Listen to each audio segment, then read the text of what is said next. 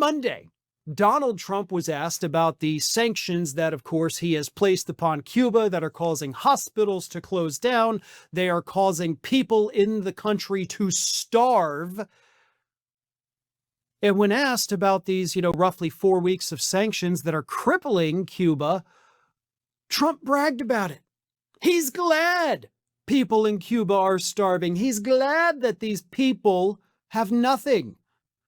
People who are not enemies to the United States.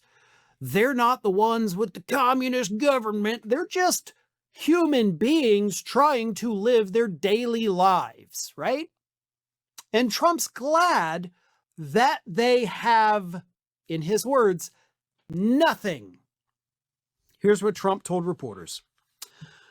Cuba right now is a failed nation. They don't even have jet fuel for airplanes to take off. They're clogging up their runway. I have Marco Rubio talking to Cuba right now, and they should absolutely make a deal. It's really a humanitarian threat, I'll say. So we'll see how it all turns out, but Cuba and us, we are talking. In the meantime, there's an embargo. There's no oil. There's no money. There's no anything. There's no anything. It's a humanitarian threat. Listen, you, Donald and Marco, are the humanitarian threats to Cuba. You want to spark change in Cuba like the United States has been trying to do for 70 plus effing years and failed every time? Democrats and Republicans alike? The closest we got was during the Obama years when he was like, yeah, we'll lift, the Cuba travel restrictions. And then Trump immediately put them back on. You want people in Cuba to have better lives, to maybe get a better government? Totally normalize relations with the country. Allow Americans to go there. Allow them to come here.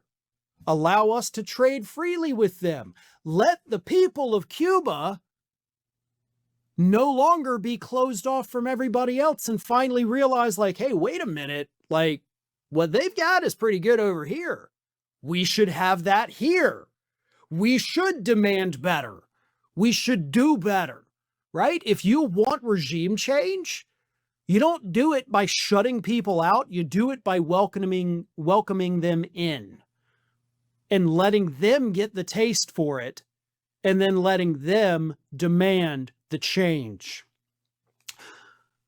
There is a great quote, and I hate to quote Marvel movies here. I don't. I love it. But in Captain America Civil War, the villain of that film, Baron Zemo, he says, an empire toppled by its enemies can rise again.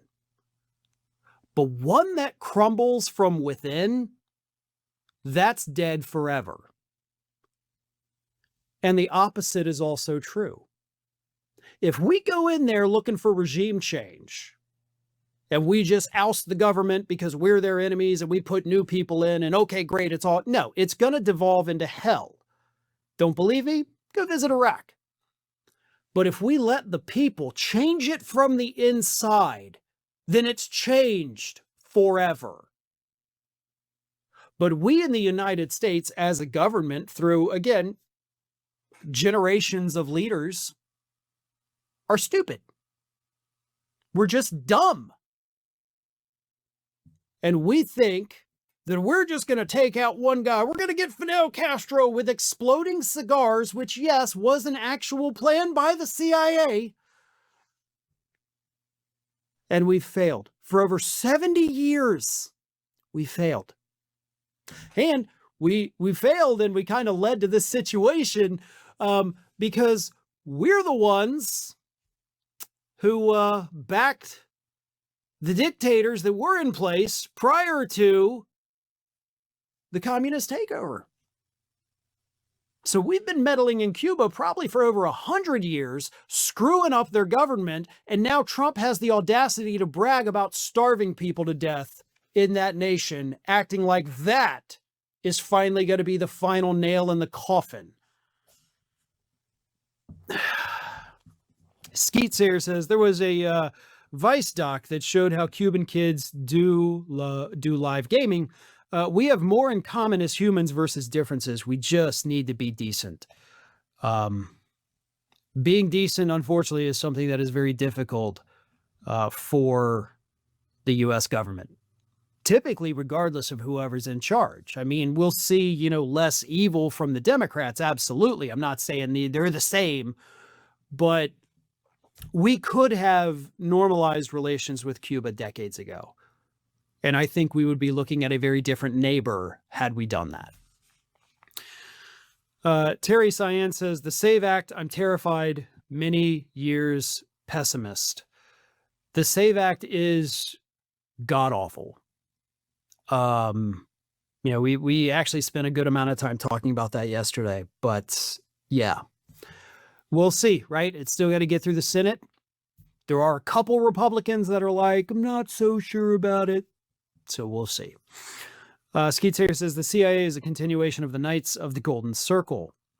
ATM 873 says Zach Polanski, a great Green Party Britain leader. Thank you for that. V-Man says, Farron, the U.S. claims they want democracy in Cuba. If that were the case, then why did the U.S. back dictator Batista over democratically elected President Carlos Prio Socaras? All Prio wanted was to make Cuba more for Cubans. Yeah. I mean, the U.S. was like a full Batista. Like, we put him in power, overthrowing their government. Like, that's the whole thing, is like all these things we hate about Cuba, we did. All the things we say are problems with Cuba, we put them there. Like, we created these problems and then came back to the United States, started bitching, and we're like, man, you see all these problems these idiots have? What a bunch of morons. Let's overthrow their government that we just installed. It's insanity. It is utter insanity.